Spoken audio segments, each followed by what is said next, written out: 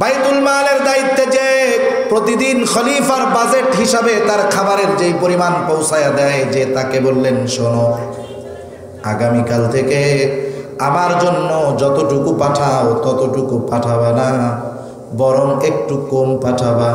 কতটুকু কম? খলিফার স্ত্রী দৈনিক ওই খাবার থেকে যতটুকু আলাদা করত, আবু বকর সিদ্দিক রাদিয়াল্লাহু তাআলা আনহু এইবার তার দৈনন্দিন বাজেট থেকে অতটুকু খাবারের পরিমাণ কমায়া দিলে। কি চিন্তা যে এতটুকু তো আমার দরকার নেই, ফিন্নি পায়েস দরকার নেই আমার, রাষ্ট্রের মানুষের টাকা, এটা দিয়ে আরামায়েশ করব, কি জবাব দিব আল্লাহর কাছে? হযরত ওমর রাদিয়াল্লাহু তাআলা আনহু কেমন ছিলেন আমি বলতেছি কেন? অনেক যুবকরা আছে, এখনের যুবকদের মধ্যে নেতৃত্বের চাহিদা, এটা আমাদের মনে হয় আর কি। একটু 2-3 জন বন্ধু সাথে থাকলেই দেখবেন, একজনের সাথে লাগলে, এই আমারে চিনো, আমাকে চিনো। আমরা বলি না যে তুমি নেতা হও না, নেতৃত্বের গুণাবলী অর্জন করে আদর্শ নেতা হও, ঠিক কিনা বলেন? আর নেতৃত্বের আশা করার আগে চিন্তা করো যে তুমি একজন মুসলমান, তুমি যদি নেতৃত্বের আসনে যাও তোমার উপরে কত বড় দায়িত্ব আসে, এটা একটু চিন্তা করবা।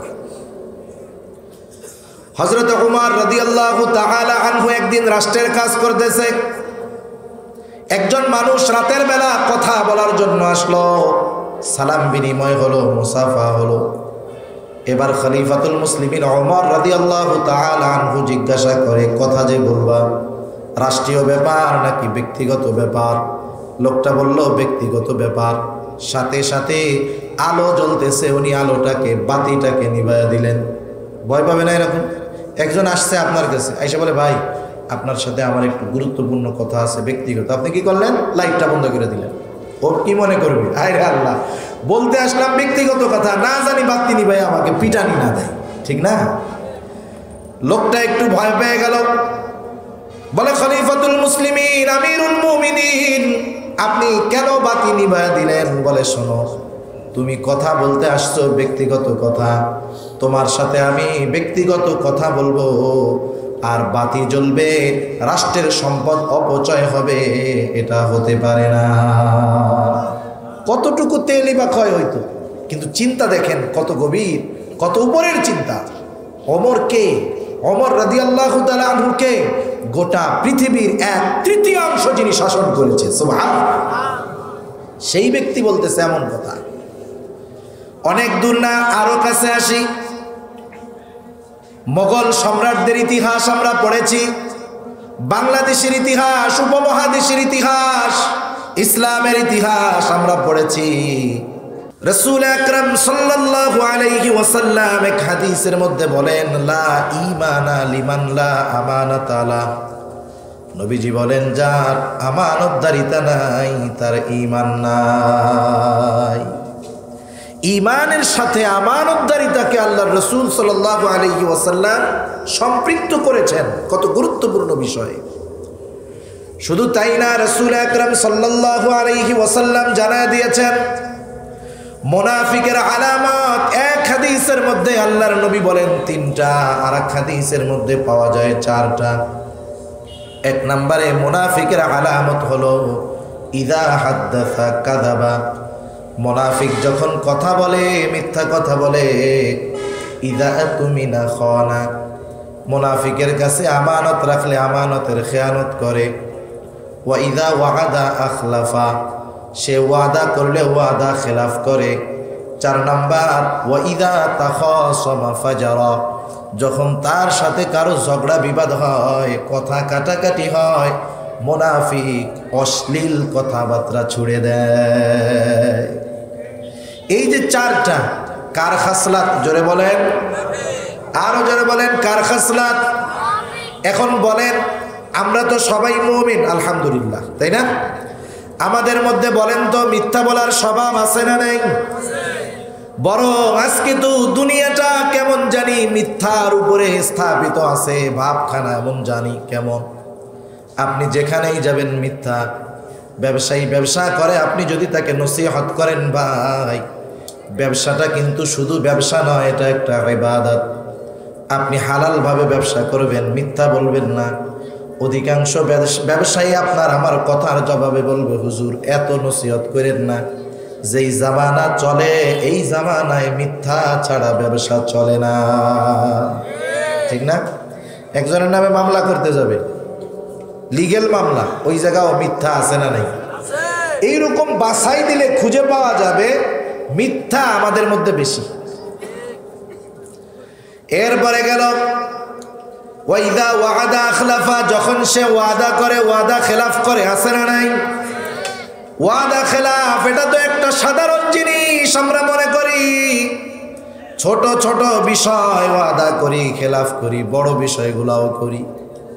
কত রকমের ওয়াদা হয় আর খেলাফ হয় এর কোনো হিসাব নাই।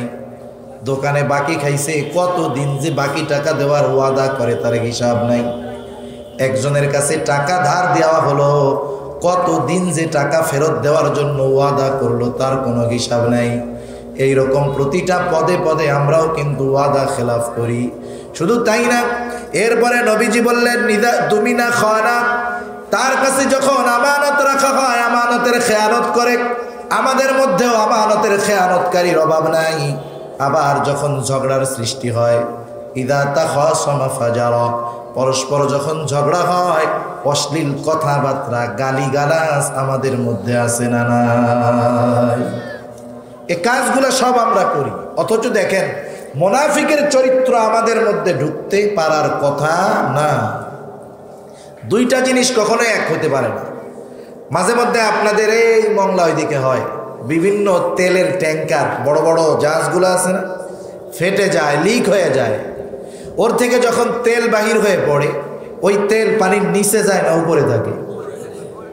আমি তো সামনাসামনি দেখি নাই, পত্রিকায় খবরে দেখেছি অনেক মানুষ নৌকা নিয়ে চলে যায়, বালতির মধ্যে করে ওই সমুদ্রের মধ্যে থেকে, সমুদ্রের উপর থেকে তেলগুলা উঠাইয়া নৌকার মধ্যে নিয়ে আসে। কারণ কি?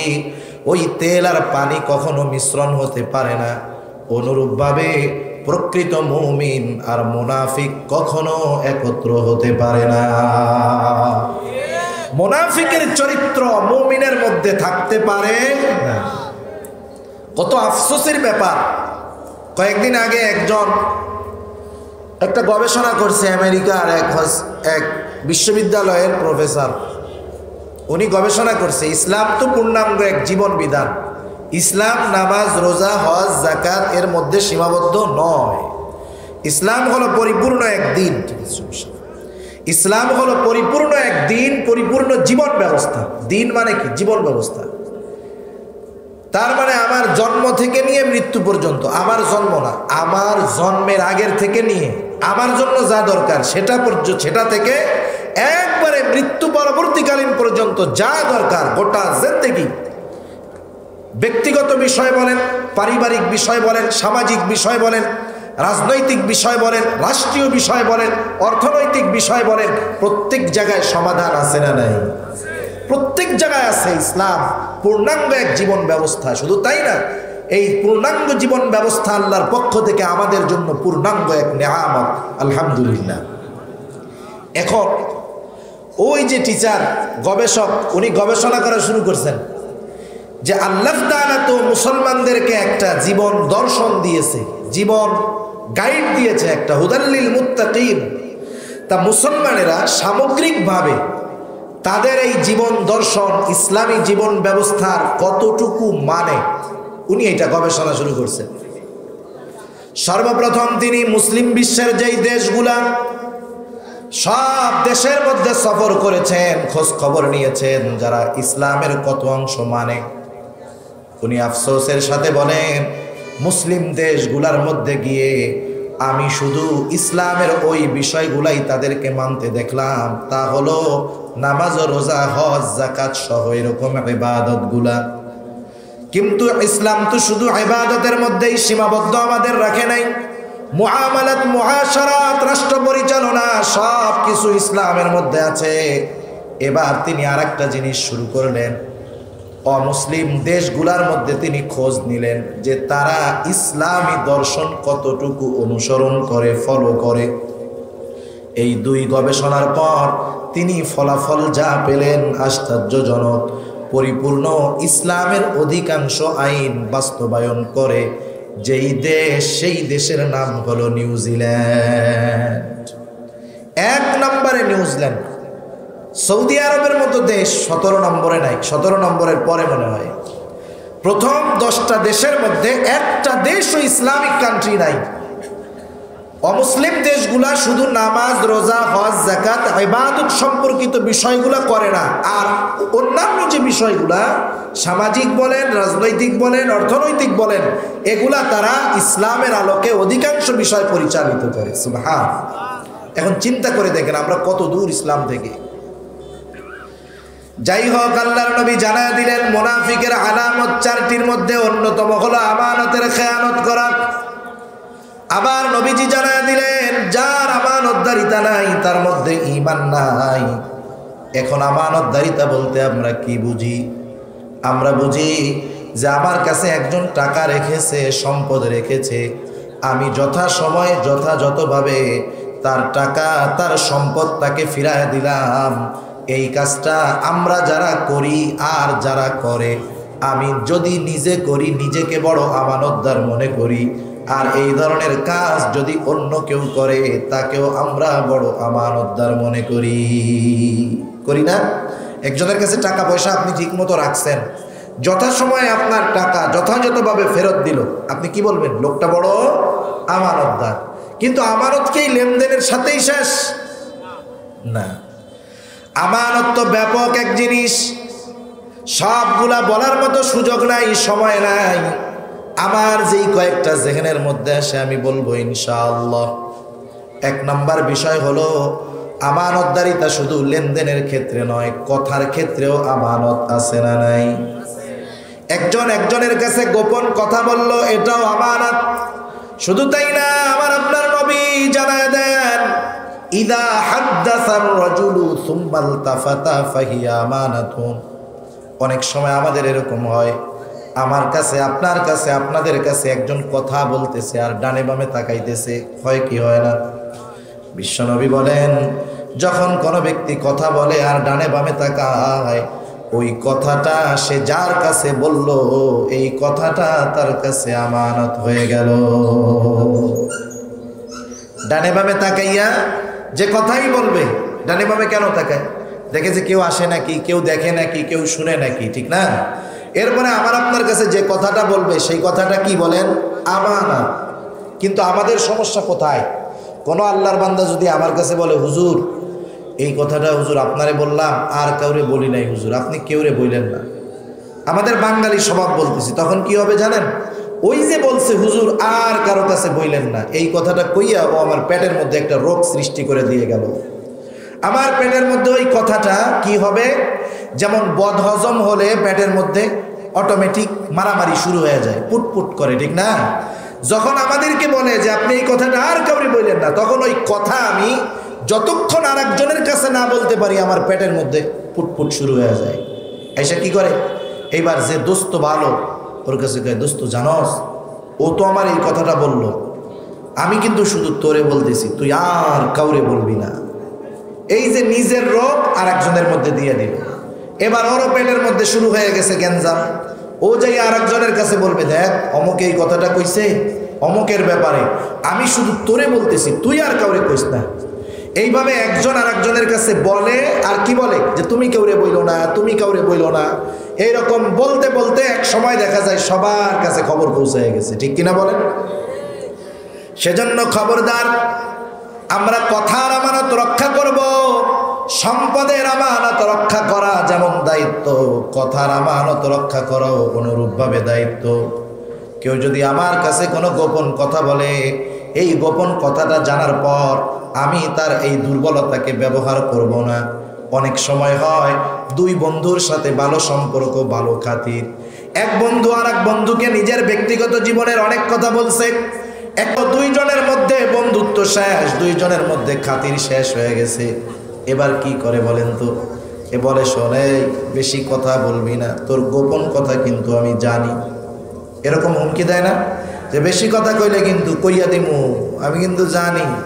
এই ধরনের ব্ল্যাকমেইল করে, খবরদার এই ধরনের কাজ আমরা করব না। কারণ আমি যদি এক মুমিনের দোষ ত্রুটি হজম করতে পারি, গোপন করতে পারি, আমার আপনার দোষ ত্রুটি কিয়ামতের দিন গোপন করবে কে? আমরা তো কত খারাপ, আমরা যে কত খারাপ। একজন মানুষ ভালো, আল্লাহর কাছে তাওবা করে ভালো হয়েছে, আরে তাওবা করছে, অতীতে তো গুনাহ করছে এই জন্য, ঠিক না?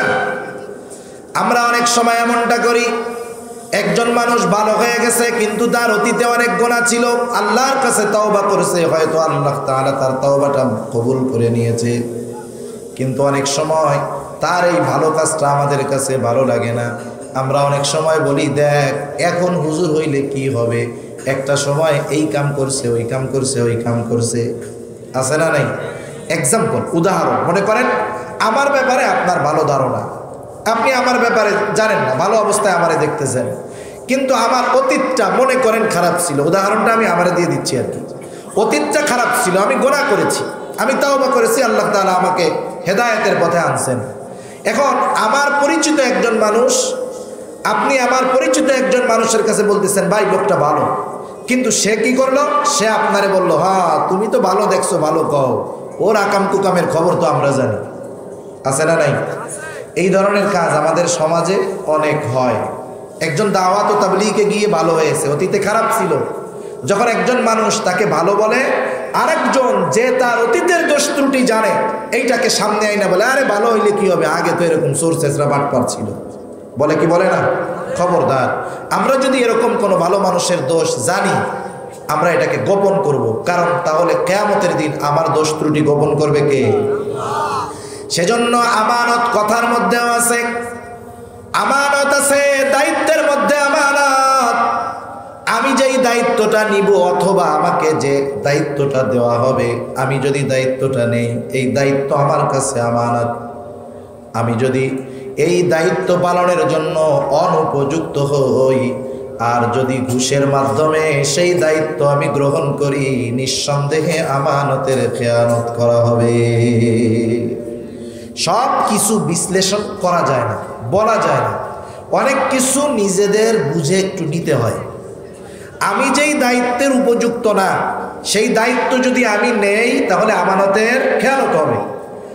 আমি আবার পাওয়ার আছে যে আমি দায়িত্ব দিতে পারি মানুষকে, আমি যদি একজন অনুপযুক্ত মানুষকে দায়িত্ব দেই, তাহলে আমি আমার দায়িত্বের খেয়ানত করলাম, ঠিক কিনা বলেন?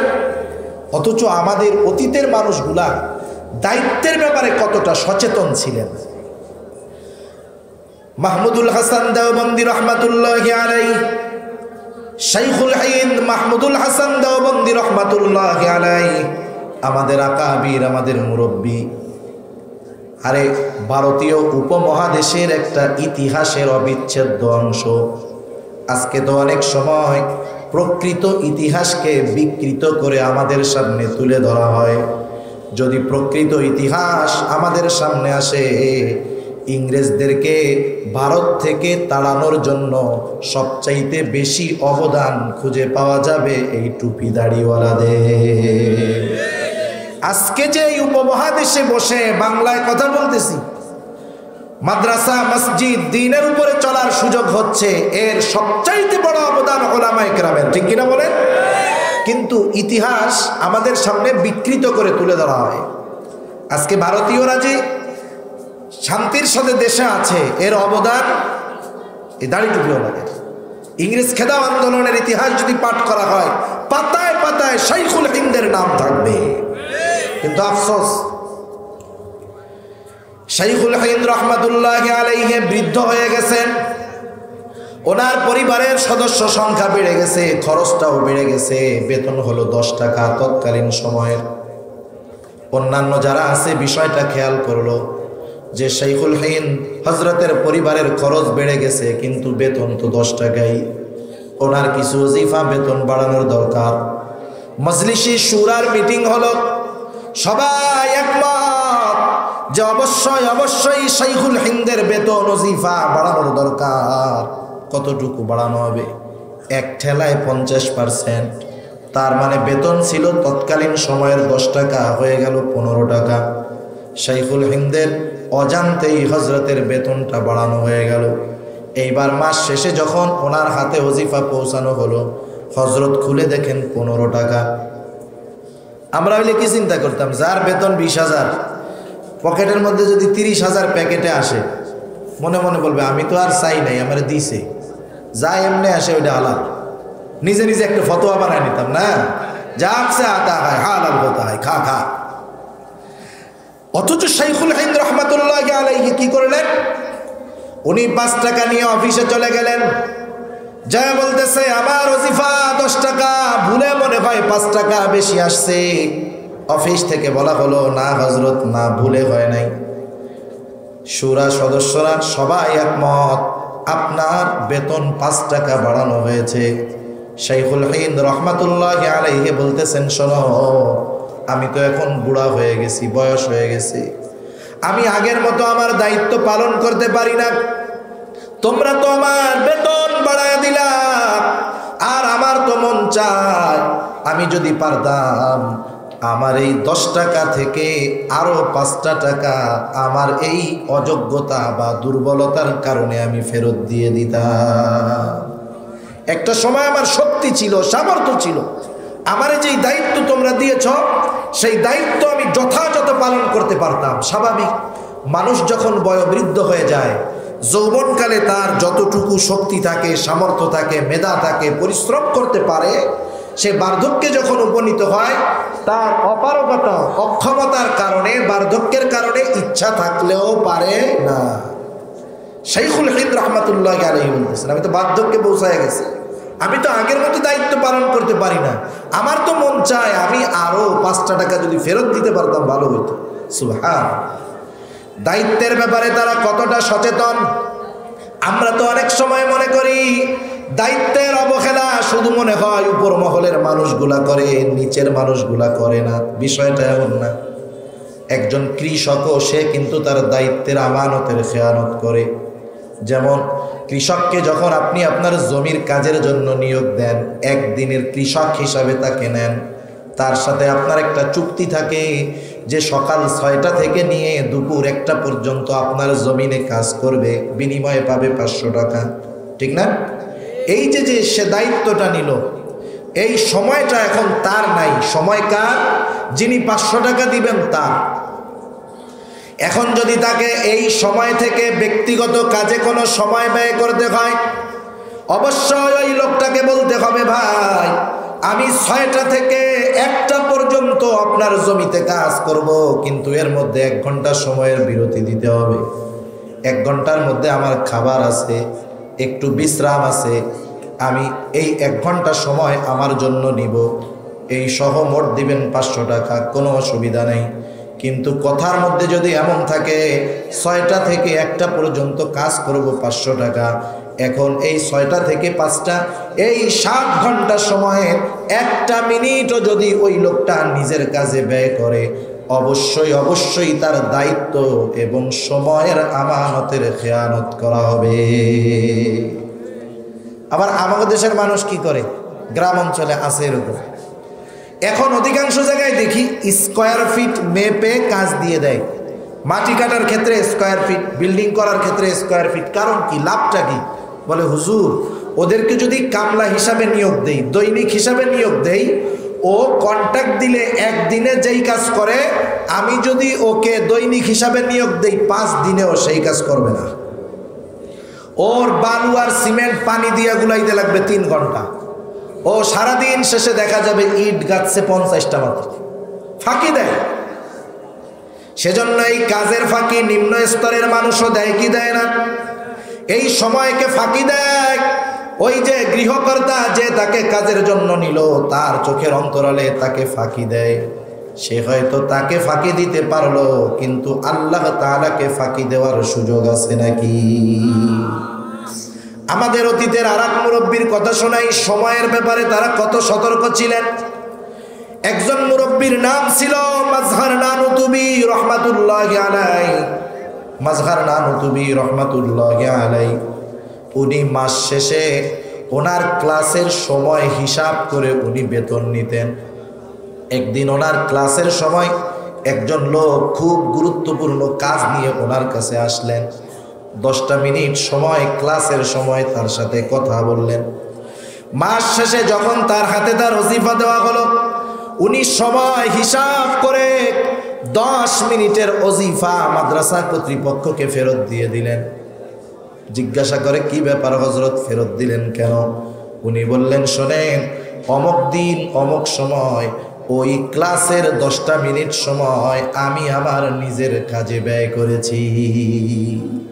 যেহেতু এই সময়টা আমি মাদ্রাসাকে দিতে পারি নাই, এই সময়ের ওজিফা আমি নিব না, ফেরত দিয়ে দিচ্ছি। সেজন্য সময়টাও আমানত। আবার আমরা অনেক সময় বিভিন্ন অফিসে চাকরি করি, অফিসের আসবাব যদি ব্যক্তিগত কাজে ব্যবহার করার অনুমতি না থাকে তাহলেও কিন্তু আমানতের খেয়ানত হবে। অফিসের টেলিফোন হোক, মোবাইল হোক, কলম হোক, কাগজ হোক, যদি ব্যক্তিগত কাজে ব্যবহারের অনুমতি না থাকে অবশ্যই এই ব্যবহার আমানতের খেয়ানত হয়ে যাবে। শুধু তাই না, রাষ্ট্রের দায়িত্ব সম্পদ আমানত, রাষ্ট্রের দায়িত্ব সম্পদ আমানত।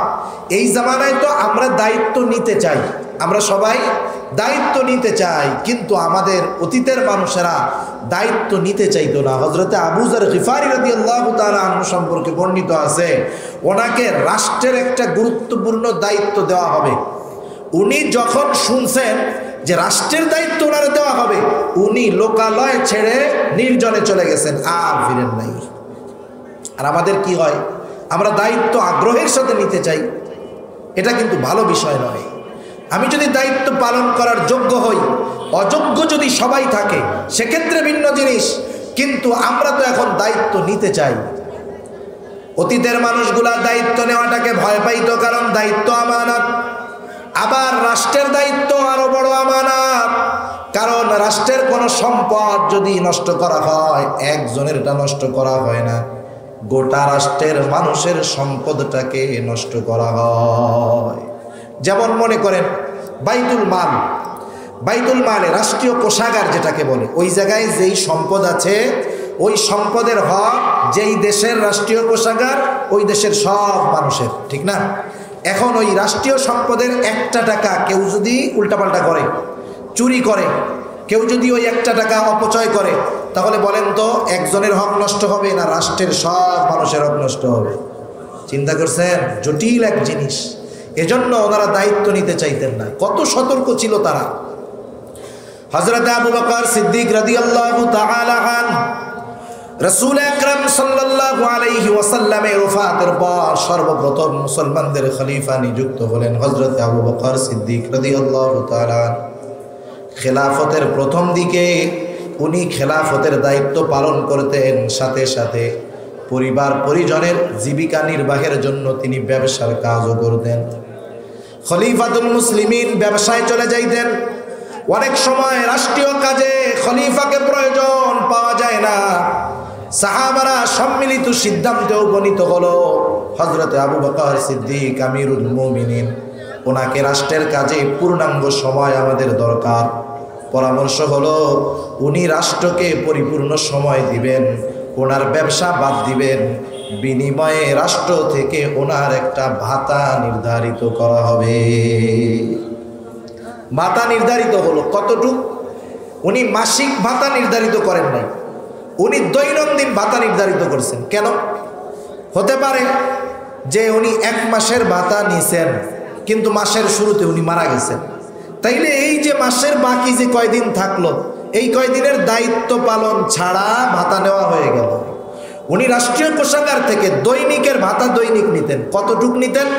যেটা দিয়ে একটা খাবার, একটা তরকারি হয়। একেবারে নামমাত্র ভাতা, পরিবারের খরচের জন্য যতটুকু না হলেই নয়, শুধুমাত্র খাবারের জন্য অতটুকুই তিনি নিলেন। হযরতে আবু বকর সিদ্দিক রাদিয়াল্লাহু তাআলা আনহু তো প্রতিষ্ঠিত একজন ব্যবসায়ী ছিলেন, সম্পদের অভাব ছিল না তার।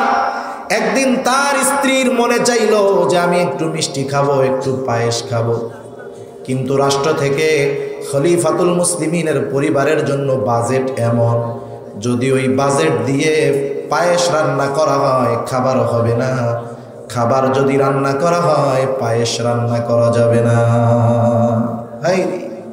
কি ইতিহাস এগুলা! হযরত আবু বকর সিদ্দিক রাদিয়াল্লাহু তাআলা আনহুর স্ত্রী প্রতিদিনের খরচ থেকে অল্প অল্প করে আলাদা করলেন। বেশ কিছুদিন পর যখন পরিমাণটা একটু বেশি হলো, তিনি একদিন একটু মিষ্টি রান্না করলেন।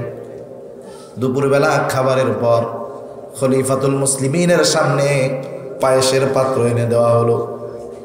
আরে খলিফাতুল মুসলিমিন আবু বকর সিদ্দিক রাদিয়াল্লাহু তাআলা আনহু তো জানেন আমার পরিবারের জন্য বাজেট হলো এতটুকু, খাবার যদি রান্না করে পায়েস হবে না, পায়েস যদি রান্না করে খাবার হবে না। কিন্তু পায়েস পাইল কোথায়? খাবারও তো আছে। স্ত্রীকে জিজ্ঞাসা করা হলো, কেমন করে তুমি আজকে পায়েস রান্না করলাম? স্ত্রী বলে, ও খলিফাতুল মুসলিমিন, অনেক দিন আগে আমার একটু মিষ্টি খাইতে মন চাইছে, কিন্তু আপনার যে বাজেট তা দিয়ে তো মিষ্টি হয় না। আমি প্রতিদিন অল্প অল্প করে জমাইছি, আজকে আপনার জন্য পায়েস রান্না করলাম। বলেন তো, এই রকম স্ত্রী যদি কোনো স্বামীর জন্য করে, সেই স্বামী খুশি হবে নাকি বেজার হবে? মহব্বতে দিল খুইলা মহব্বতের জন্য দোয়া করতে মন চাই, যা আমার স্ত্রী আমার প্রতি কত মহব্বত, অভাবের সংসার একটু একটু আলাদা কইরা কইরা কত কষ্ট করে আমার জন্য রান্না করছে। এই দেখেন, যখন মহিলারা মাঝে মধ্যে স্বামীর পকেট থেকে 2, 4, 10, 50, 100 টাকা নিয়ে জমায় না, এরকম জমায়, অনেকে জমায় অনেকে জমায় না। যখন স্বামী বিপদে পড়ে ওই গচ্ছিত টাকাগুলা এনে যখন স্বামীর হাতে দেয়, স্বামী খুশি হয় না? মনে মনে কয় তুমি আরো কিছু চুরি করলা নাকি, তাহলে তো এখন বেশি টাকা হইতো। কিন্তু তখন যদি জানতো পিটানি লাগাইতো, ঠিক না? আবু বকর সিদ্দিক রাদিয়াল্লাহু তাআলা আনহু বলতেছেন, পাইলা কোথায়? বলে, প্রতিদিন আলাদা আলাদা করছি, অনেকদিন জমাইয়া একটু হইছে, এটা দিয়ে রান্না করছি। উনি চলে গেলেন খাবার দাবার শেষ করে। বাইতুল মালের দায়িত্বে যে প্রতিদিন খলিফার বাজেট হিসাবে তার খাবারের যেই পরিমাণ পৌঁছায়া দেয়, যে তাকে বললেন, শোনো, আগামীকাল থেকে আমার জন্য যতটুকু পাঠাও ততটুকু পাঠাবা না, বরং একটু কম পাঠাবা। কতটুকু কম? খলিফার স্ত্রী দৈনিক ওই খাবার থেকে যতটুকু আলাদা করত, আবু বকর সিদ্দিক রাদিয়াল্লাহু তাআলা আনহু এইবার তার দৈনন্দিন বাজেট থেকে অতটুকু খাবারের পরিমাণ কমায়া দিলে। কি চিন্তা যে এতটুকু তো আমার দরকার নেই, ফিরনি পায়েস দরকার নাই আমার, রাষ্ট্রের মানুষের টাকা, এটা দিয়ে আরামায়েশ করবো, কি জবাব দিব আল্লাহর কাছে?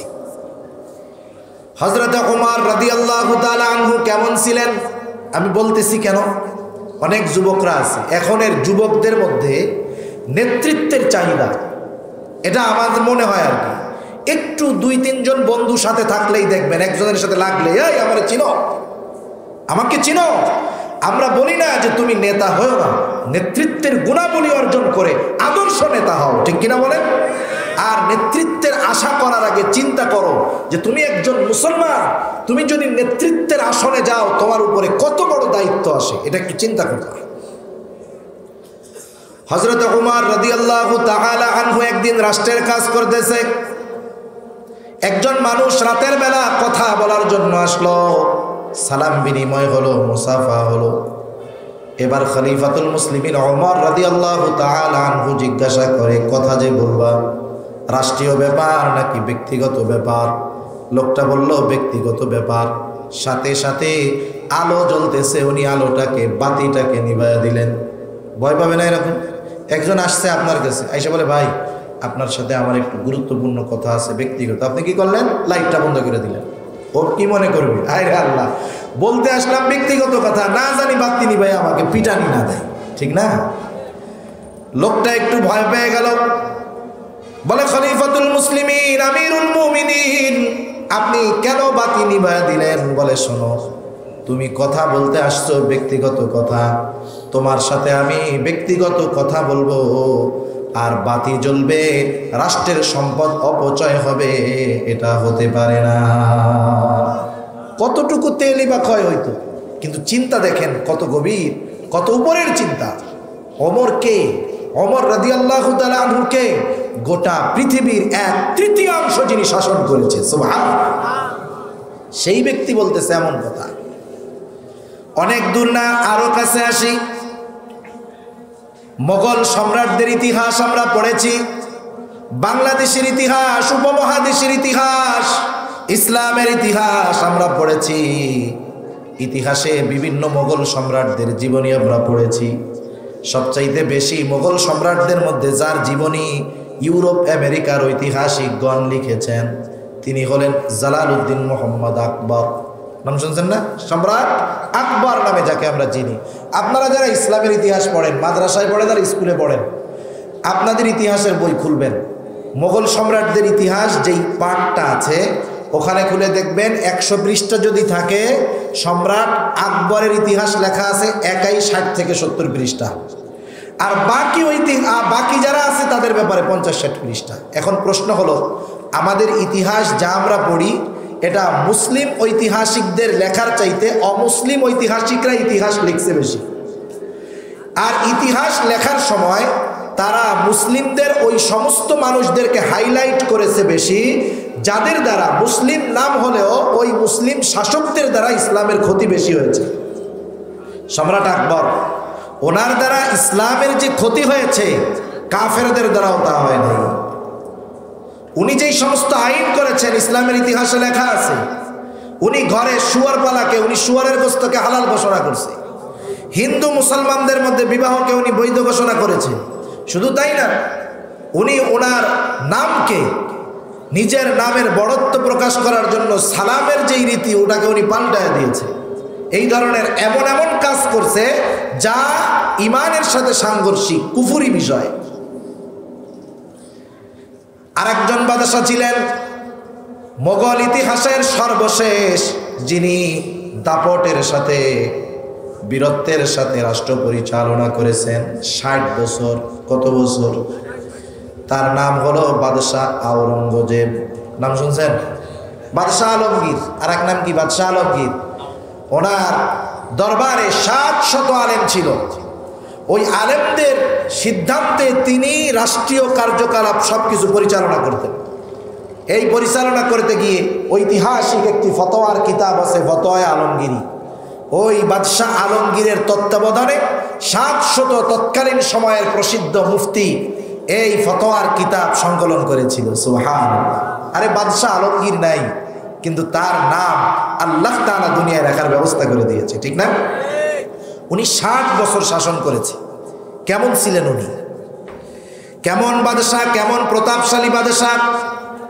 রাষ্ট্রীয় কোষাগারে অভাব নাই, সম্পদের অভাব নাই, কিন্তু তিনি কি করতেন শোনেন। একটা গল্প মনে পড়লো, শোনাবো না? কি কষ্ট হয়।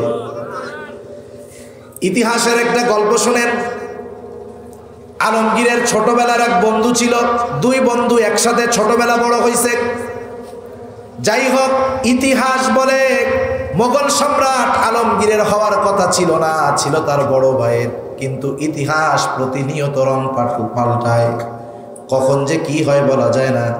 এইবার এক সময় বাদশাহ আলমগীর তিনি হয়ে গেলেন মোগল সম্রাট, কিন্তু ওই ছোটবেলার কলিজার দোস্ত অভাব অনটনের সংসার তার চলতেছে। এবার ওই ছেলেটার মা তাকে বলতেছে, বেটা, তোমার বন্ধু আজকে এই মোগল সম্রাট, তোমার কিসের চিন্তা? তুমি যাও তোমার বন্ধুর কাছে গিয়ে তোমার অবস্থার কথা খুলে বলো। সে যদি তোমার কথা জানতে পারে অবশ্যই তোমাকে সহযোগিতা করবে। এইবার অনেক দিন পর ওই যুবকটা বাদশাহ আলমগীরের দরবারে আসছে। 2 জনের মধ্যে পরিচয় বিনিময় হলো। বাদশাহ আলমগীর বলতেছে, বুঝতে পেরেছি, তোমাকে আমি চিনতে পেরেছি, কিন্তু তোমার কাছে আমার প্রথম প্রশ্ন হলো, তুমি কি সম্রাট আলমগীরের কাছে এসেছো নাকি বন্ধু আলমগীরের কাছে এসেছো? বন্ধুকে কি বলতেছে? তুমি কি মোগল সম্রাটের কাছে আসছো নাকি তোমার বাল্য বন্ধু আলমগীরের কাছে আসছো? সে কি বলবে? কি বলবে বলেন? আমি বাল্য বন্ধুর কাছে আসছি। তখন সম্রাট আলমগীর বলতেছে, বাল্য বন্ধুর কাছে যদি আসো তাহলে তোমার সাথে কথাবার্তা দরবারে না, আমার ঘরে হবে। সুবহানাল্লাহ। এইবার 2 জন মিলা ঘরে গেছে। বন্ধু তো চিন্তা করতেছে, যা বন্ধু যখন চিনছে আমার আর কোনো অভাব নাই। এবার বন্ধু বাদশাহ আলমগীরের কাছে নিজের সব অবস্থার কথা খুলে বলতেছে। সব অবস্থার কথা খুলে বলার পর বাদশাহ আলমগীর বলতেছে, শোনো, যেহেতু তুমি বাদশাহ আলমগীরের কাছে এসেছো, তুমি তোমার অর্থনৈতিক অবস্থার কথা যেমন বর্ণনা করেছো, তোমার বন্ধু আলমগীরের অর্থনৈতিক অবস্থা তোমার চেয়ে বেশি ভালো নয়। কথা বুঝতে পারছেন? সে যদি বলতো আমি বাদশাহ আলমগীরের কাছে আসছি, সে একজন গরিব হিসাবে রাষ্ট্রীয় কোষাগার থেকে তাকে যাকাত দিয়ে দিত, সম্পদ দিয়ে দিত, কিন্তু আসতে কার কাছে? বন্ধুর কাছে। যাই হোক, কিছু দিয়া বিদায় করে দিছে। এই বাদশাহ আলমগীর ফকির ছিল নাকি? কিন্তু কেন এমন জীবন ওনার? ইতিহাস খুলে দেখেন, ভারতীয় উপমহাদেশের এমন একজন শাসক, তিনি রাষ্ট্র পরিচালনা করতেন ঠিক, রাষ্ট্রীয় কোষাগারে অভাব ছিল না, ইশারা দিলেই হয়ে যাইত। কিন্তু এই মহান ব্যক্তিটা তার জীবন জীবিকা নির্বাহ করতেন নিজের হাতে টুপি সেলাই করে। টুপি সেলাই করে নিজের পরিবারের খরচ চালাইতেন। আর একটা কাজ উনি জানতেন, উনি সুন্দর হাতের লেখা ছিল। আগে তো ছাপাখানা ছিল না, উনি কোরআনের কপি করতেন। ওই কপি বাজারে বিক্রয় হতো, হাদিয়া যা পাইতেন এটা দিয়ে ওনার সংসার চলত। সুবহানাল্লাহ। ওনার সম্পর্কিত কবিতাও ছিল এক সময়, আমরাও স্কুলে পাই নাই, আমাদের আগের ওনারা পাইছেন। শিক্ষাগুরু একটা কবিতা ছিল না? শিক্ষাগুরু একটা কবিতা ছিল, এখনো নাই মনে হয় স্কুলে। সর্বশেষ, সত্যি তুমি মহান, আজ থেকে চির উন্নত হলো শিক্ষাগুরুর শির, সত্যি তুমি মহান উদার বাদশাহ আলমগীর। আহা, ওই সময় গল্পটা কই? এখন তো অনেক তরুণ প্রজন্মের লোকেরা জানে না। এখন ভার্সিটির সবচাইতে পাওয়ারফুল কে? স্যার রে, যে ভালো মতো পিটাইতে পারে। ঠিক কিনা বলেন? যে পিটাইতে পারে সে বড় নেতা। কিন্তু কেমন অবস্থা ছিল? একদিন বাদশাহ আলমগীরের ছেলের শিক্ষক পড়াইতেছে। আদব কাকে বলে? পড়ায়। একদিন অজু করবে ওস্তাদ অজু করবে, ছেলেরে দিয়ে পানি ঢালাইছে বাদশার ছেলেকে। বাদশাহ দেখছে, দুজনের মধ্যে চোখাচোখি হয়ে গেছে, যে বাদশার ছেলে ওস্তাদের পানি ঢালতেছে অজু করার, আর বাদশাহ আলমগীর দেখে ফেলছে। ওস্তাদ কি মনে করছে? আজকে গর্দানটাই গেছে, কাম শেষ। দরবারে ডাকা হইছে। বাদশার দরবারে গিয়ে তো থরথর করে কাঁপতেছে। শিক্ষক ভয় পেয়ে গেছে। আর বাদশাহ বলতেছে যে আপনি পানি কেন ঢালাইছেন? আপনি তো তাকে দিয়ে আপনার পা ধোয়াবেন। আর এখন কি হয় জানেন? আমার বাপও মাদ্রাসায় যাইয়া বলছে যে হুজুর, বডি দিয়া গেলাম, লাশটা আমার, বাকি আপনার। আর এখন কি বলে অধিকাংশ জায়গায়? হুজুর সাবধান, কলিজার টুকরা, যা হয় তা হোক, খুব মানুষ করছি কষ্ট কইরা, জীবনে কোনোদিন ধমকও দেয় নাই, হুজুর সাবধান। আহা, আবার বলে কি? হুজুর মানুষের মতো মানুষ কিন্তু বানায়া দিতে হবে, কিছু কইতে পারবেন না। সম্ভব? তা যাই হোক, এই বাদশাহ আলমগীর কেমনে জীবন যাপন করছে? রাষ্ট্রের সম্পদ দিয়ে বিলাসিতার সাথে চলার কোনো অসুবিধা ছিল না, কিন্তু ভয় পাইছে যে এ সম্পদ তার নয়, মানুষের। যদি আমি আমার কাছে ব্যবহার করি, কিয়ামতের দিন জবাব দিতে হবে। কি জবাব দিতে?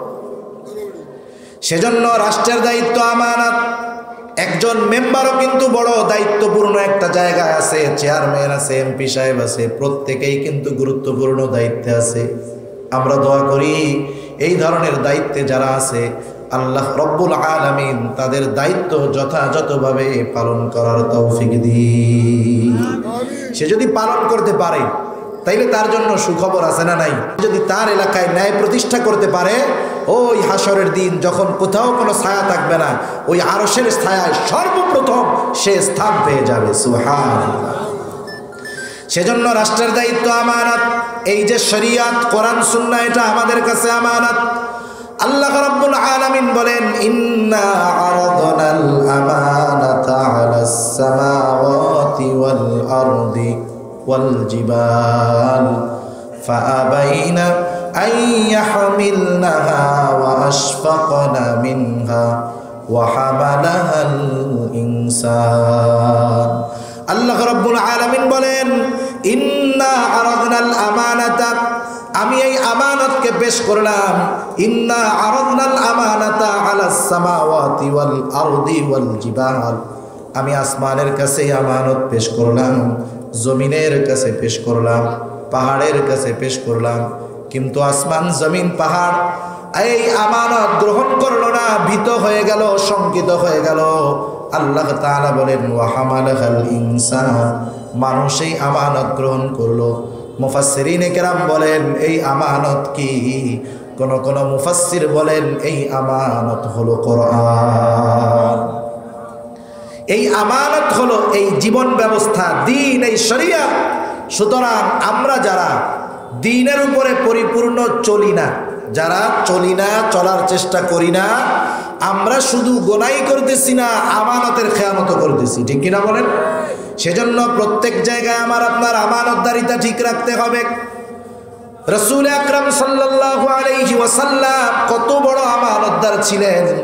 আল্লাহর নবীর কাছে তার দুশমন কাফেররাও আমানত রাখত নিশ্চিন্ত মনে, কারণ তারা জানে যদিও আমরা মুহাম্মাদের সাথে দুশমনি করি, কিন্তু কশ্চিন কালেও মুহাম্মদ আমাদের আমানতের খেয়ানত করবে না। যখন হিজরতের রাতে রাসূল আকরাম সাল্লাল্লাহু আলাইহি ওয়াসাল্লাম মক্কা থেকে মদিনার দিকে রওনা হলেন, আল্লাহর নবী নিজের বিছানায় হযরতে আলী রাদিয়াল্লাহু তাআলা আনহুকে রেখে গেলেন। রেখে যাওয়ার অন্যতম কারণ হলো মক্কার কিছু মানুষের আমানত আল্লাহর নবীর কাছে গচ্ছিত ছিল। আল্লাহর নবী হযরতে আলী রাদিয়াল্লাহু তাআলা আনহুকে সবার বিষয়গুলো বুঝায়া দিয়া, যাতে করে এই কথা কেউ না বলতে পারে যে মুহাম্মদ আমাদের আমানতের খেয়ানত করেছে, হিজরত করে পালায় চলে গেছে মদিনায়, যাতে করে এই ধরনের কথাও কেউ না বলতে পারে। এজন্য হযরত আলী রাদিয়াল্লাহু তাআলা আনহুকে দায়িত্ব দিয়ে এরপরে তিনি হিজরত শুরু করেছে। এজন্য আমার আপনার নবীর বিরোধিতা করেছে কাফেররা ঠিক, কিন্তু আমার আপনার নবীর চরিত্রের ব্যাপারে ন্যূনতম কোনো অভিযোগ কাফের দাঁড় করাতে পারে নাই। আমরা হলাম সেই আমানতদার নবীর উম্মত। এজন্য আমানত রক্ষার জন্য যদি জীবন দিতে হয় আমরা তৈরি আছি। ঠিক কিনা বলেন? 2 নাম্বার, আল্লাহর নবী বলেন মসিদকু হাদিসিন, সত্য কথা বলা। সত্য বলা এটা কিন্তু অনেক জটিল এক জিনিস, কারণ মিথ্যা বলা হলো মুনাফিকের আলামত। আর আপনি আমি যদি একটা মিথ্যাকে প্রতিষ্ঠিত করতে চাই, শত নয়, হাজার নয়, লাখো মিথ্যা দিয়ে একটা মিথ্যাকে প্রতিষ্ঠিত করা যায় না। একটা সময় সত্য ঠিকই দাঁড়ায় যায়, সত্য প্রতিষ্ঠিত হয়েই যায়। সেজন্য আমরা সর্বদা সত্য কথা বলবো। নবীজি বলেন ইন্নাস সিদকা ইয়াহদি ইলাল বির ওয়া ইন্নাল বিররা ইয়াহদি ইলাল জান্নাহ। নবীজি বলেন নিশ্চয়ই সত্য মানুষকে কল্যাণের পথ দেখায়, আর কল্যাণ মানুষকে জান্নাতের পথ দেখায়। ওয়া ইন্নাল কিযবা ইয়াহদি ইলাশ শার ওয়া ইন্নাশ শাররা ইয়াহদি ইলান নার। আর মিথ্যা মানুষকে মন্দের পথ দেখায়, আর মন্দ মানুষকে জাহান্নামের পথ দেখায়। নাউযুবিল্লাহ। আমরা মিথ্যা কথা বলবো না। মিথ্যা বড় জঘন্য, সকল গুনাহের মা হলো মিথ্যা। আমরা মিথ্যা বলবো না। অনেক সময় আমরা ইচ্ছায় অনিচ্ছায় না বুঝে মিথ্যা বলি। মনে করেন এখান থেকে সুকনগর কত দূর? হ্যাঁ, 1 কিলো 1.5 কিলো না? একজন আছে এই জায়গায়, চাকুন্দিয়া নাকি? চাকুন্দিয়া। সেগুলো কই আছে? ওই দিক থেকে একজন ফোন দিছে, বলে এই তো আমি চলে সুকনগর আছি, সুকনগর আছি। এখন ও যদি আল্লাহ না করুক এই জায়গায় অ্যাক্সিডেন্ট করে মরে, আর ওই দোস্ত লাশ আইসা দেখতে কি রে আমার দোস্তর মরার কথা হইলো চুকনগর, কিন্তু চাকুন্দিয়া মরলো কেমনে? তার মানে মরার আগেও আমার লাগে কি কইছে? মিথ্যা কথা কইছে।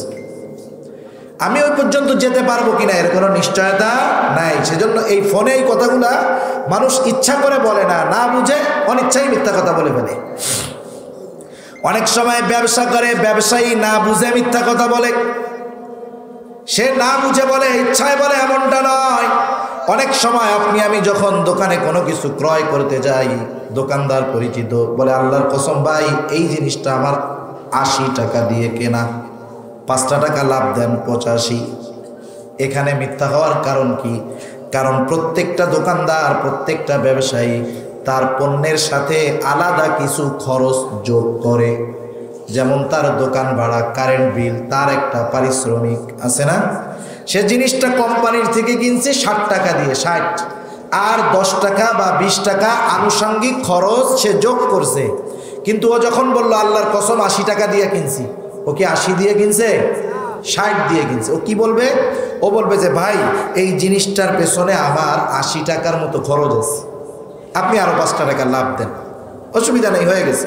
কিন্তু ওর হিসাবে না বুঝে মিথ্যা বলতেছে। এই জন্য আমরাও এগুলো পরিহার করব। আবার শুধু মিথ্যা বড়রা বলি তা নয়, আমরা অনেক সময় ছোটদের সাথেও মিথ্যা কথা বলি না? ছোটদের সাথে মিথ্যা কথা বলি। অনেক সময় দেখা যায় 3-4 বছরের বাচ্চা একটা গ্লাস ভেঙে ফেলছে, প্লেট ভেঙে ফেলছে, মা বাচ্চার উপরে রাগ হয়ে গেল। মার সাথে সন্তানের সাথে আল্লাহ তাআলা এমন একটা সম্পর্ক দিয়ে দিয়েছে যে মায়ের চোখের ভাষাটাও সন্তান বুঝতে পারে। ও বুঝছে যে মা রাগ হয়ে গেছে, ও কি করছে? দৌড় দিয়ে ওই দিক গেছে। এখন মার রাগ তো না পিটাইলে যাবে না, না পিটাইলে যাবে কি করে? তখন বলে এদিকে দৌড় দিস না, এদিকে কিচ্ছু বলবো না এদিকে। এবার কি করে? ছোট বাচ্চা মার কথা বিশ্বাস করে মার কাছে আসে, সুন্দর মতো মা ভাতের খাবাসি দিয়া আরাম মতো পিটায়। এরকম করে না? সবার পরিবারে করে, সবার সাথে কম বেশি মা বাপ করছে, আমাদের সাথেও করছে, আল্লাহ মাফ করুক। এইটা কি হলো? 1 দিন 2 দিন 3 দিন, এক সময় ওই বাচ্চা বুঝবে আমার মা মিথ্যা বলতেছে, আমার বাপ মিথ্যা বলতেছে। ও আর ডাক দিলে যাবে না, বলবে না তুমি গেলে পিটানি দিবা। এখন ক্ষতিটা কি হলো? রাসূল আকরাম সাল্লাল্লাহু আলাইহি ওয়াসাল্লাম বলেন, শিশুকালের শিক্ষা হলো পাথরে খোদাই করার মতো। মাঝে মধ্যে পত্রিকার মধ্যে আসে, দেখবেন 10,000 বছর 15,000 বছর আগের শিলালিপি পাওয়া গেছে, পাথরের মধ্যে খোদাই করে লেখা। শিশুকালের শিক্ষাটা ওই রকম। শিশুকালে যেই মানুষের উপরে যার যেমন ধারণা তৈরি হয়, ওই বাচ্চার তাদের উপরে বড় হওয়ার পর অনুরূপ ধারণাই থাকে। সেজন্য এই মিথ্যা কথা বলে আমি আমার বাচ্চাদের আমার প্রতি অবিশ্বাসী বানায় ফেলতেছি, ও ভবিষ্যতে আমার আর বিশ্বাস করবে না। সেজন্য ছোটদের সাথেও মিথ্যা কথা বলা যাবে না। রাসূলুল্লাহ সাল্লাল্লাহু আলাইহি ওয়াসাল্লামের কাছে একদিন একজন মহিলা আসছেন। মহিলার সাথে ছোট একটা বাচ্চাটা একটু দূরে চলে গেল। এইবার ওই মহিলা হাতের মুষ্টি পাকায়া বাচ্চাকে বলতেছে এদিকে এসো, মজা দিব। বাচ্চাটা কাছে আসলো, মহিলা এবার মুষ্টি খুলে তার হাতের মধ্যে একটা খেজুর দিয়ে দিল। আল্লাহর নবী বিষয়টা খেয়াল করতেছে। আল্লাহর নবী বললেন, শোনো, তুমি যদি এই বাচ্চার হাতে কিছু না দিতা, নিঃসন্দেহে তুমি একজন মিথ্যাবাদী হিসাবে গণ্য হয়ে যেতা। চিন্তা করছেন? সেজন্য ধোঁকা মিথ্যা কাউকে দেওয়া যাবে না। আমরা ব্যবসার ক্ষেত্রেও ধোঁকা দিব না, কারণ যারা ধোঁকা দেয় এরাও মিথ্যাবাদী, যারা ধোঁকা দেয় তারাও মিথ্যাবাদী। আল্লাহর নবী বাজারে ঢুকছেন, আয় রে আল্লাহ, উপরে কত সুন্দর ফসল, হাত ঢুকাই দিয়েছে ভিতরে। এখন ভিতরে হাত ঢুকাই দিয়ে দেখে ভিজা ফসল কম হবে, ওজন বেশি হবে, ঠিক না? ভিজা ফসল কম হবে, ওজন বেশি হবে, উপর দিয়ে শুকনা। এমনটা করছো কেন? নবীজি বলেন, মান গাশশানা ফালাইসা মিন্না, যে আমাদেরকে ধোঁকা দেয় সে আমার উম্মত হতে পারে না। সেজন্য আমরা ধোঁকা দিব না, মিথ্যা কথা বলবো না। আইরে আমাদের হাদিস যে আমরা পড়ি, মুহাদ্দিসিনে কেরাম হাদিস গ্রহণ করার ক্ষেত্রে এতটা সতর্কতা অবলম্বন করেছে, কোনো মানুষ যদি একটা গৃহপালিত জন্তুকেও ধোঁকা দিয়েছে তার হাদিস গ্রহণ করে না।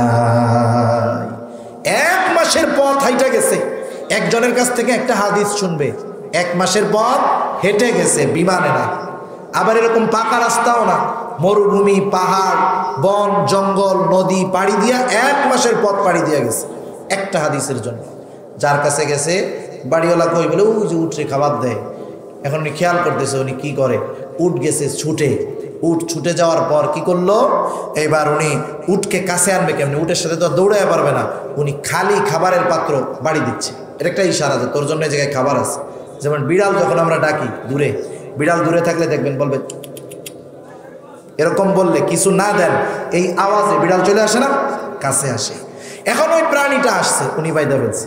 এবার উনি বলতেছেন, হায় রে, আমি কার কাছ থেকে হাদিস শুনতে আসছি, যে একটা অবলা প্রাণীরে ধোঁকা দেয় সে আমারও ধোঁকা দিতে পারে। আবার চলে আসছে।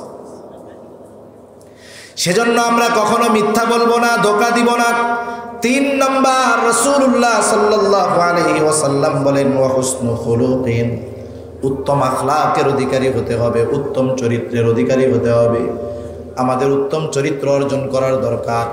আর উত্তম চরিত্রের অর্জনের জন্য সর্বোত্তম আদর্শ হলো মুহাম্মাদুর রাসূলুল্লাহ। যেই চরিত্র হলো পূর্ণাঙ্গ এক চরিত্র, পূর্ণাঙ্গ এক চরিত্র আল্লাহর নবীকে আল্লাহ তাআলা দিয়েছেন। বিশ্বনবীজি বলেন বুইসতু লিউতাম্মিমা মাকারিমাল আখলাক, আমাকে উত্তম চরিত্রে পূর্ণাঙ্গতা প্রদানার্থে প্রেরণ করা হয়েছে। আমার আপনার নবীর চরিত্র কেমন চরিত্র? আমাদের যদি সরকারি কোনো বিষয়ের প্রয়োজন হয়, চারিত্রিক প্রশংসাপত্র সনদপত্র প্রয়োজন হয়, আমরা ইউনিয়ন কাউন্সিল থেকে অর্জন করি, আনি, ঠিক না? কিন্তু আমার আপনার নবীর চরিত্রের প্রশংসাপত্র, আমার আপনার নবীর চারিত্রিক সনদ দুনিয়ার কেউ দেয় নাই, আল্লাহ নাই। বাবা হিসাবে আদর্শ বাবা হতে হবে, ভাই হিসাবে আদর্শ ভাই হতে হবে, শ্বশুর হিসাবে আদর্শ শ্বশুর হতে হবে, শাসক হিসাবে আদর্শ শাসক হতে হবে। আমি প্রত্যেক জায়গায় যদি আদর্শবান একজন মানুষ হতে চাই, আমার আপনার নবীজির জীবনকে ফলো করা ছাড়া উপায় নাই। এখন যার আদর্শ আমাকে গ্রহণ করতে হবে, তার আদর্শ আমার জানতে হবে না? জানতে হবে। কেমনে জানবো? কেমনে জানবো? সিরাতের মাধ্যমে, আল্লাহ রসুলের জীবনী পাঠের মাধ্যমে। সেজন্য আমরা আমাদের ঘরে রাসূলুল্লাহ সাল্লাল্লাহু আলাইহি ওয়াসাল্লামের জীবনী রাখবো। জীবনে তো কত টাকা ব্যয় করলাম, আল্লাহ রসুলের জীবনী রাখবো। ছোট ছোটগুলো রাখি, ছোট্ট একটা রাখি, 100 টাকার একটা রাখি। যার একটু অ্যাবিলিটি আছে, ইদ্রিস কান্দলুবি রহমাতুল্লাহি আলাইহির একটা আছে সিরাতে মুস্তাফা 3 খণ্ডে, রাখেন। 1000-1200 টাকার বেশি লাগবে না। এর চাইতে বেশি কমে চান, আরেকটা সিরাতের কিতাব আছে, আমি যেটা কিনেছি, নবীজি নাম, নবীজি, ডাক্তার রাগিব সারজানি, উনি লিখেছেন, বাংলাদেশে এটা অনুবাদ হয়েছে, 500 টাকার মতো দাম। একেবারে ধারাবাহিকভাবে লেখা যে নবী স্বামী হিসাবে কেমন ছিলেন, নবীজি সঙ্গী হিসাবে কেমন ছিলেন, রাষ্ট্রনায়ক হিসাবে কেমন ছিলেন, বিচারপতি হিসাবে কেমন ছিলেন, কেমন ছিল নবীজির যৌবনকাল, প্রত্যেকটা আলাদা আলাদা করে লেখা আছে। আমি যদি প্রত্যেকটা পড়ি আর ওই বিষয়গুলো আমার মধ্যে আনতে পারি, আমি একজন আদর্শ মানুষ হব। ঠিক কিনা বলেন? উত্তম চরিত্রওয়ালা মানুষ হব। উত্তম চরিত্রের কত দাম জানেন? হযরত আবু হুরায়রা রাদিয়াল্লাহু তাআলা আনহু হতে বর্ণিত হাদিস, রাসূল আকরাম সাল্লাল্লাহু আলাইহি ওয়াসাল্লামকে জিজ্ঞাসা করা হলো, ইয়া রাসূলুল্লাহ, মিজানের মধ্যে সবচাইতে ওজন হবে কোন আমল?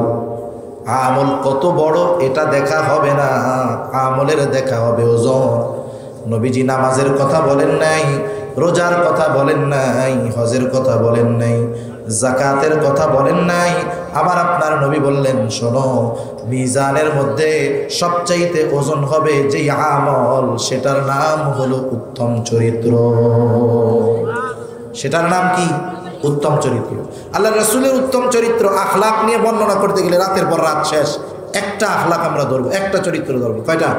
একটা আমল করবো। আল্লাহ রসুল বলছে, মাল্লাম ইয়ারহাম সগীরানা ওয়ালাম ইউআক্কির কাবীরানা ফালাইসা মিন্না। আল্লাহ নবী বলেছেন যে বড়কে সম্মান করে না, ছোটকে স্নেহ করে না, সে আমার উম্মত না। বড়কে সম্মান করে না, মাল্লাম ইয়ারহাম সগীরানা, যে ছোটকে রহম করে না, ছোটর প্রতি দয়া করে না, ওয়ালাম ইউআক্কির কাবীরানা, আর যে বড়কে সম্মান করে না, সে আমার উম্মত না। এই জায়গায় আমার এক ওস্তাদ একটা গভীর কথা আমাদেরকে বলছেন। দেখেন, আল্লাহ নবী প্রথমে কি বলছে? মাল্লাম ইয়ারহাম সগীরানা। নবীজি আগে বলছে, কথাটা এরকম বলছেন আর কি আমাদের, যেই বড় ছোটকে স্নেহ করে না, যেই বড় ছোটকে স্নেহ করে না, ওয়ালাম ইউআক্কির কাবীরানা, বড়কে সম্মান করে না। আর উনি বুঝাইছেন এরকম, সেই ছোট বড়কে সম্মান করে না। যেই বড় ছোটকে স্নেহ করে না, সেই ছোট বড়কে সম্মান করে না। কথাটা বোঝা গেছে? সেজন্য দেখেন, ছোটকে স্নেহর কথা আল্লাহ নবী আগে বলছে। ছোটকে স্নেহর কথা নবীজি আগে বলেছে। আমি যদি একজনের কাছে সালাম চাই, মনে করেন মাদ্রাসার ছাত্ররা আছে না, এরা যদি সালাম না দেয়, কিছু লোকের কিন্তু চুলকায়, আছে না নাই? এমন চুলকানি হয়, হুজুরের কাছে এসে বলে, হুজুর কাগো পিছনে ডালতেছি সব টিপে আদম এমনভাবে আইসা বলে ও মনে হয় মার্ডার করে ফেলছে। হুজুর তো ভয় পেয়েছে, আল্লাহ কি হয়েছে? হুজুর আপনার ছাত্রর সাথে দেখা হইলো, সালাম দেয় নাই। হুজুর একটু ঠান্ডা হয়েছে। হুজুর তো ভাবছে কি না কি কাম করে বসছে, অথচ বিশ্বনবীজির আল্লাহর নবীর আখলাক কেমন ছিল, নবীজি ছোটদেরকে আগে সালাম দিতেন। সুবহানাল্লাহ। আপনি তার কাছে সালাম আশা করেন বিদায় তো দেয় নাই, এইসব বিচার দিয়েছেন, ঠিক না? আপনি কাজ করেন, যেই ছেলেটা আপনার বাড়ির পাশ দিয়ে যায়, ছোট বাচ্চা, ওর বয়স 6 বছর 7 বছর, আপনি ওরে 5 দিন সালাম দেন, বাচ্চাটারে কি করেন? সালাম দেন। 7ম দিন কি হবে জানেন? ওই মাঠের মধ্যে ক্রিকেট খেলবে, ও দেখবে যে আপনি হাইটা যাইতেছেন, ও ব্যাট বল রাইখা দৌড় দিয়ে আইসা বলবে আসসালামু আলাইকুম চাচা, ভালো আছেন? এই জিনিসটা আশা করি। আমাদের অভ্যাস হলো আমরা যেটা আশা করি সেটা আমরা করি না। নীতি হলো আমি যেটা চাই আমাকে সেটা দিতে হবে। আমি মানুষের কাছে ভালো ব্যবহার চাই, তবে ভালো ব্যবহার করি না। আখলাকের বিষয়গুলো এরকম। সেজন্য আল্লাহর নবী জানায় দিলেন উত্তম আখলাক, উত্তম চরিত্র মিজানের মধ্যে সবচাইতে ওজন হবে। এবার 4 নম্বর নবী বলেন ওয়াইফাতুন ফি তুমাতিন, হালাল খাবার। হালাল খাবার গুরুত্বপূর্ণ একটি বিষয়, কারণ হালাল খাবার ছাড়া আল্লাহ তাআলার দরবারে ইবাদত কবুল হবে না, দোয়া কবুল হবে না। একজন মানুষ বাইতুল্লাহর সামনে ইহরামের কাপড় পরে দোয়া করতেছে, আল্লাহর কাছে কান্নাকাটি করে ভিজায় ফেলতেছে। নবীজি বলতেছেন ওই ব্যক্তির দোয়া কেমনে কবুল হবে? যার পরনের পোশাকটা হারাম টাকার, যার খাবার হারাম টাকার, সে ওই রকম 100 বছর ধরেও যদি আল্লাহ তাআলার সামনে রোনাজারি করে, এই হারাম খাবারের কারণে তার দোয়া আল্লাহর কাছে কবুল হবে না। এজন্য হালাল উপার্জন বড় গুরুত্বপূর্ণ একটি বিষয়। নবীজি সেজন্য বলেন কাসমুল হালালি ফরিদাতুন বাদাল ফরিদা, ফরজ ইবাদতের পরে অন্যতম ফরজ ইবাদত হলো হালাল উপার্জন করা। একজন মানুষ পরিশ্রম করে হালাল উপার্জন যে করে, সে হালাল টাকা দিয়ে হারামটা খেতে চায় না। সে চিন্তা করে কষ্ট করে হালাল কামাই করছি, এটা দিয়ে হারাম খামু, সে কখনো করে না। সেজন্য হালাল উপার্জনের দিকে আমরা নজর দিব। খাবারের ক্ষেত্রেও আমরা যাচাই বাছাই করে খাবো, কারণ কিছু কিছু ক্ষেত্রে কিছু কিছু বিষয় আছে যেগুলা কারণে হারাম হয়ে যায়। সব জিনিস তো সৃষ্টিগত হারাম না, যেমন শুয়োরের গোস্ত, কুকুরের গোস্ত, মদ, এগুলা হারাম, কোনো সন্দেহ নাই, এগুলা কখনো হালাল হবে না। নির্দিষ্ট কিছু কারণে জায়েজ হতে পারে। কোন সময় জায়েজ হবে? মনে করেন একজন বিজ্ঞ দিনদার ডাক্তার বলছে ওনার যেই রোগ, ওনারে 2 কেজি শুয়োরের গোস্ত না খাওয়াইলে উনি সুস্থ হবে না, বাঁচবে না। ওই বিজ্ঞ দিনদারের পরামর্শে ওই সময় তাকে ওইটা খাওয়ানো জায়েজ আছে, তবে হালাল না। তবে কি না? হালাল না, ওইটা জায়েজ আছে। জায়েজ এক জিনিস, হালাল এক জিনিস, দুইটা ডিভাইড করতে হবে। এরপরে মনে করেন এক জায়গায় গেছেন, কোনো হালাল খাবার নাই, যা আছে সব হারাম, না খাইয়া মরার মতো অবস্থা। আল্লাহ তাআলা বলেন জীবন বাঁচানোর জন্য যতটুকু হারাম গ্রহণ না করলে নয়, সে যদি ততটুকু গ্রহণ করে তাতে তার কোনো অপরাধ নাই। তাহলে কিছু জিনিস আছে সৃষ্টিগত হারাম, আর কিছু জিনিস আছে কারণে হারাম। মনে করেন সৌদির থেকে দুম্বা আনছেন, একেবারে বাইতুল্লাহর পাশের থেকে আনছেন, ফজিলত আছে এটার মধ্যে অনেক, কিন্তু জবাই দিছেন বাবার নামে, আল্লাহর নাম বাদ দিয়া।